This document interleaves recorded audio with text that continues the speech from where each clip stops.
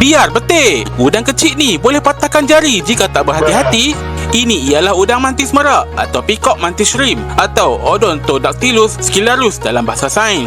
Walaupun saiz dia kecil, udang ni ada penglihatan paling kompleks dalam dunia haiwan. Mata udang mantis boleh melihat dalam 12 jenis warna, termasuklah cahaya ultraviolet. Memang dia lahir-lahir dah terbuka hijab, boleh nampak alam lain. Udang mantis juga memiliki tubuhkan yang terkuat dan terpantas dalam kalangan haiwan. Silap-silap Mike Tyson pun berguru dengan udang mantis ni. Pukulan udang mantis sangat kuat sampai boleh pecahkan cengkerang, ketam dan siput. Kaca akuarium yang tebal tu pun boleh retak dengan satu ledakan. Kelajuan tubuhkan dia boleh sampai 80 km per jam dengan kekuatan hentaman menyamai peluru pistol.